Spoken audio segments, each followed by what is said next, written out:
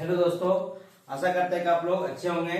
आज हम लोग चैप्टर 7 का ही ग्रुप बी आगे करते हैं, क्योंकि पिछला वीडियो में हम कुछ रीजन होने के कारण हम नहीं कर पाए थे, जिसके कारण हम अभी आज ग्रुप बी का ही चैप्टर नंबर 7 का ग्रुप बी तीन नंबर क्वेश्चन से स्टार्ट करते हैं, जिसमें लिखा हुआ है सही कथनों पर सही तथा गलत कथनों पर गलत चिन्ह लगाएं।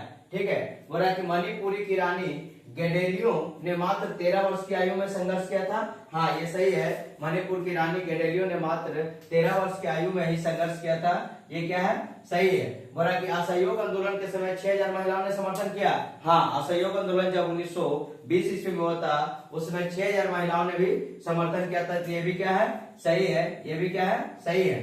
बोला कि गांधी जी ने अपना ऐतिहासिक दांडी मार्च 12 मार्च 1930 ईस्वी को 78 कार्यकर्ताओं के साथ साबरमती आश्रम से शुरू किया था।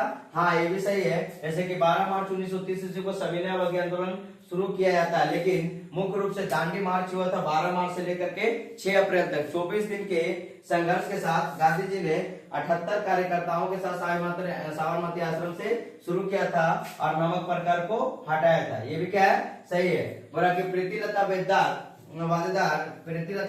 नेपाली संघ की स्थापना की थी। नहीं, ये गलत है। प्रीतिलता बेदार नहीं थी। बोला कि डॉक्टर टी.एम. नैयर ने प्रथम इतर ब्राह्मण संस्था गठित की थी। हाँ, ये सही है कि डॉक्टर टी.एम. नैयर ने प्रथम इतर ब्राह्मण संस्था को गठित किया था। ये क्या है?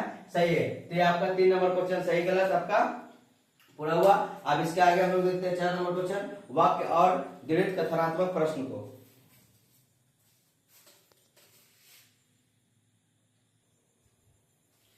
अब देखिए 4 नंबर क्वेश्चन, वाक्य और दृढ़ कथनात्मक प्रश्न, जिसमें हम चारों ऑप्शनों को ना लिख करके जो आंसर होता है सिर्फ उसी को लिख देते हैं। आप अपने किताब में देख करके टिक आउट कर लीजिएगा और उसको आराम से पढ़ लीजिएगा।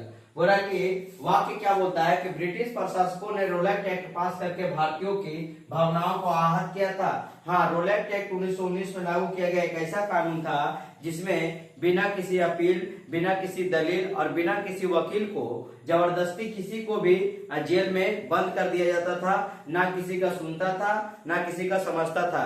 बस जो मिला उसको पकड़ करके जेल में डाल देना था। ये रोलैक्ट एक्ट बहुत ही घटिया कानून था, जिसको सभी लोगों ने काला कानून का नाम दिया था। इससे गांधी जी के भावनाओं को बहुत आहत पहुंची थी, जिसमें मतलब किसी भी तरह का कोई भी है, आंदोलन हो रहा है नहीं हो रहा है, सभाएं हो रहा है नहीं हो रहा है, उससे कोई मतलब नहीं। बस किसी भी व्यक्ति को देखा, सबको क्या करता था कि जेल में डाल दिया जाता था। रोलैक्ट एक्ट घटना हो गया था, चाहे जलियांवाला बाग हत्याकांड घटना हो गया था। मतलब अंग्रेजों ने बढ़ चढ़ करके जो मन किया सो भारतीयों के साथ करना स्टार्ट कर दिया था, जिसके कारण गांधी जी को मजबूरन 1920 में असहयोग आंदोलन को स्टार्ट करना पड़ा कि अंग्रेजों को बहुत ज्यादा अब हो रहा है, अब इससे ज्यादा नहीं सह सकता है। असहनशीलता, ये रोलैक्ट एक्ट बहुत घटिया कानून था, इसको काला कानून नाम इसलिए दिया मैंने किसी भी, इसीलिए बोलता है कि बिना वकील,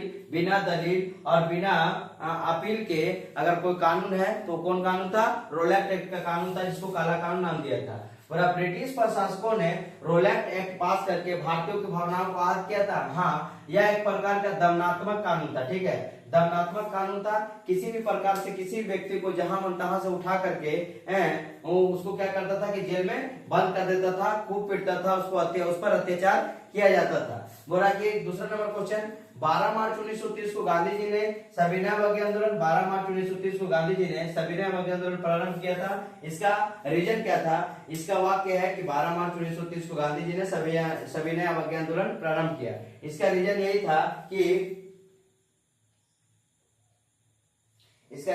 था कि नमक कानून को तोड़ने तथा मांगों को पूरा करने के लिए, नमक कानून को तोड़ने तथा मांगों को पूरा करने के लिए ही गांधी जी ने 12 मार्च 1930 ईस्वी को सविनय अवज्ञा आंदोलन प्रारंभ किया था। 9 अगस्त 1942 को प्रातः काल ही गांधी जी तथा कांग्रेस के प्रमुख नेता बंदी बना लिए गए थे। क्यों? क्योंकि 8 अगस्त 1942 को भारत छोड़ो आंदोलन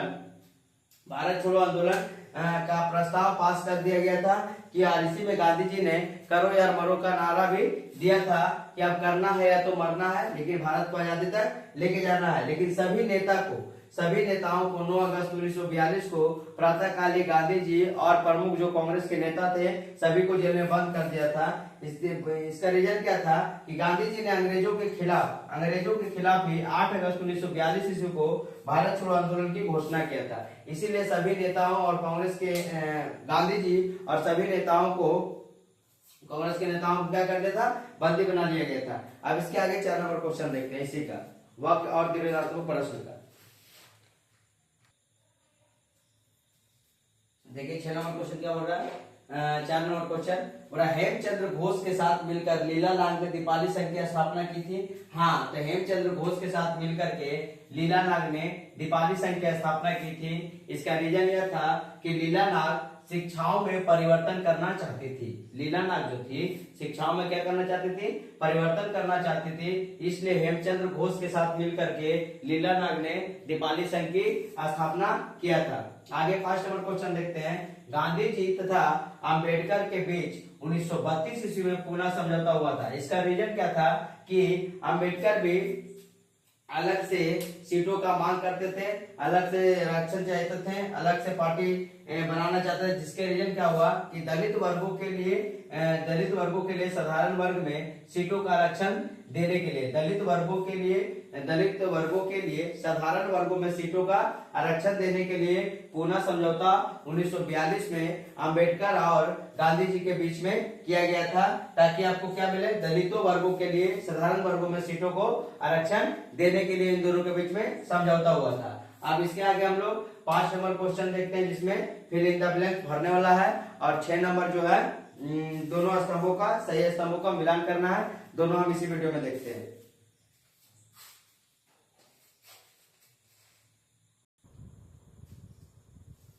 अब हम लोग देखते हैं 5 नंबर रिक्त स्थानों की पूर्ति करें। बोला कि रिक्त स्थानों की पूर्ति करें। 5 नंबर देखते हैं। बोला झांसी की रानी रेजिमेंट के कैप्टन का पद किसको मिला था, तो डॉक्टर लक्ष्मी स्वामीनाथन को मिला था। ठीक है, झांसी की रानी रेजिमेंट के कैप्टन का पद किसको मिला था, तो डॉक्टर लक्ष्मी स्वामीनाथन को मिला था। लक्ष्मी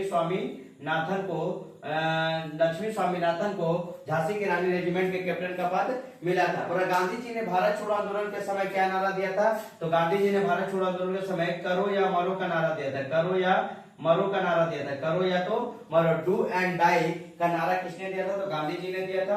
बोला था सूर्यसेन की प्रारंभिक शिक्षा दीक्षा कहाँ हुई थी, तो चटगांव में हुई थी। सूर्यसेन के प्रारंभिक शिक्षा दीक्षा कहाँ हुई थी, तो चटगांव में हुई थी। चटगांव जो कि अभी वर्तमान में बांग्लादेश में है। ठीक है, पहले वो पूर्वी बंगाल में थी, लेकिन वो अब पूर्वी बंगाल से नाम हट करके पूर्वी पाकिस्तान पड़ा। पूर्वी पाकिस्तान से बाद 1971 में उसका बांग्लादेश में पूर्वी पाकिस्तान से आजाद करके उसका नाम बांग्लादेश रखा गया। बोला कि सूर्यसेन को किस नाम से जाना जाता है, तो सूर्यसेन को मास्टर दा के नाम से जाना जाता है। मास्टर दा सूर्यसेन को किस नाम से जानता है, तो मास्टर दा के नाम से सूर्यसेन को जाना जाता है। और नारायण गुरु द्वारा स्थापित संस्था का नाम क्या था, तो श्री नारायण धर्म परिपालन योगम। ठीक है, श्री नारायण गुरु द्वारा स्थापित संस्था का नाम क्या था, श्री नारायण परिपालन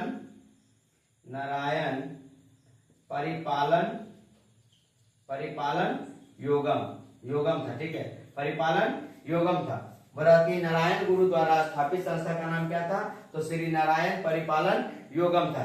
बोला कि अंबेडकर ने 1946 ईस्वी में कौन से नामक निबंध लिखा था, तो एनिहिलेशन ऑफ कास्ट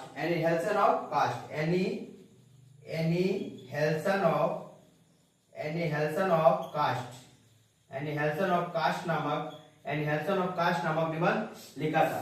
फिर से एक बार रिपीट कर लेते हैं। बोला कि झांसी की रानी रेजिमेंट का कैप्टन का पद किसको मिला था, तो डॉक्टर लक्ष्मी स्वामीनाथन को मिला था। गांधी जी ने भारत छोड़ो आंदोलन के समय कौन सा नारा दिया था, तो गांधी जी ने भारत छोड़ो आंदोलन के समय करो या मारो का नारा दिया था। गांधी जी ने भारत छोड़ो आंदोलन के समय।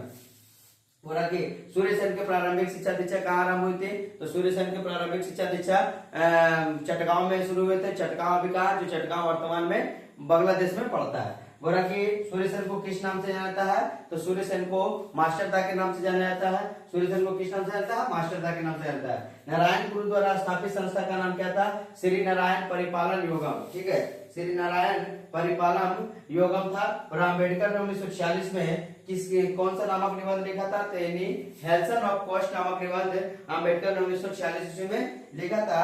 अब इसका आगे हम लोग 6 नंबर क्वेश्चन, दोनों सही स्तंभों को मिलान करते हैं।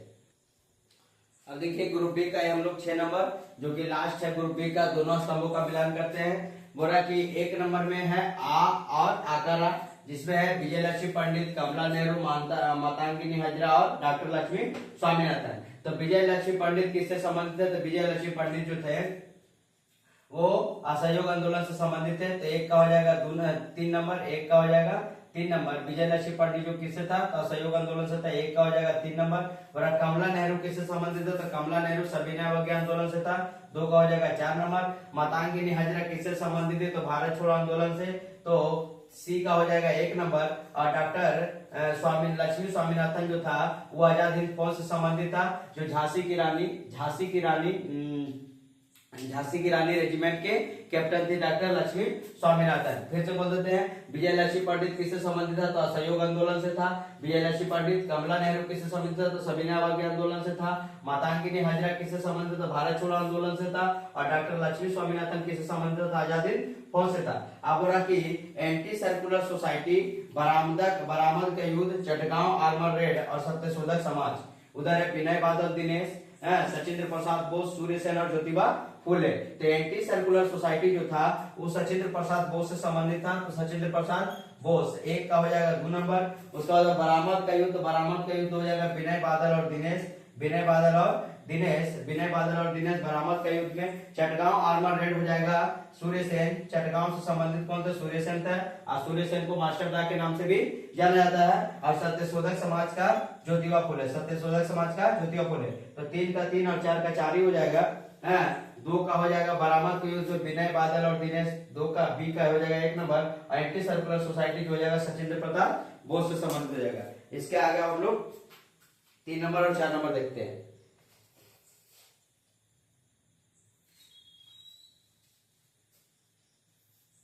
देखिए अब 3 नंबर क्वेश्चन बोल रहा है रशीद अली दिवस कब मनाया जाता है? तो रशीद अली दिवस 1946 ईस्वी में। तो 1 हो जाएगा कि रशीद अली दिवस कब मनाया जाता है? तो 1946 ईस्वी में मनाया जाता है। बोला कि दूसरा नंबर न्याय दल का गठन कब हुआ था? तो न्याय दल का गठन 1917 ईस्वी में हुआ था। न्याय दल का गठन कब हुआ था? तो 1917 ईस्वी में हुआ था। बोला चटगांव शस्त्रागार रेड कब हुआ था? तो चटगांव शस्त्रागार रेड 1930 ईस्वी में हुआ था। चटगांव शस्त्रागार रेड कब हुआ था? तो 1930 ईस्वी में हुआ था, 2 नंबर। और एंटी सर्कुलर सोसाइटी की स्थापना कब हुआ? तो 1950 में होता है, 1950 में, हाँ 1905 में, सॉरी 1950 होता है, 1905 में एंटी सर्कुलर सोसाइटी का स्थापना कब हुआ? तो 1905 में होता है। फिर से बोल देते हैं कि रशीद अली दिवस कब मनाया था? तो 1946 ईस्वी में। बोला कि न्याय दल का गठन कब हुआ? न्याय दल का गठन हुआ तो 1917 में। चटगांव शस्त्रागार रेड का हुआ तो 1930 में। और एंटी सर्कुलर सोसाइटी 1917 ईस्वी में, 1905 ईस्वी में हुआ था। बोला था 1927, 1912, 1924 और 1900 रिपब्लिकन पार्टी ऑफ इंडिया। तो 1927 में क्या हुआ था? तो 1927 में हुआ था न्यू लेबर पार्टी की स्थापना 1927 में हुआ था। तो 1 का हो जाएगा 3 नंबर, 1 का 3 नंबर कि 1927 में क्या हुआ था? न्यू लेबर पार्टी की स्थापना कब हुआ था? तो 1927 ईस्वी में हुआ था। उसका आगे देखते हैं 1912 में क्या था? तो 1912 में हुआ था बंगाल में नमशूद्र एसोसिएशन। 1912 में हुआ था बंगाल में नमशूद्र एसोसिएशन हुआ था 1912 ईस्वी में। 1924 में क्या हुआ था? तो बहिष्कृत करने का सभा, तो हो जाएगा 3 का हो जाएगा 4 नंबर। और रिपब्लिकन पार्टी ऑफ इंडिया का स्थापना कब हुआ? तो 1956 ईस्वी में होता है। रिपब्लिकन पार्टी ऑफ इंडिया की स्थापना 1956 ईस्वी में हुआ था। तो ये आपका 6 नंबर क्वेश्चन तक आपका समाप्त हुआ। अब इसका आगे हम लोग लघु उत्तरीय प्रश्न को अगला वीडियो में देखेंगे। अगला वीडियो में देखते हैं। अगर आपको किसी प्रकार का कुछ ऐसा प्रॉब्लम समस्या लगे तो आप जरूर कमेंट करके बताइएगा। इसके लिए धन्यवाद। और अच्छे से कॉपी में नोट करके पढ़ते रहिए और आगे बढ़ते रहिए।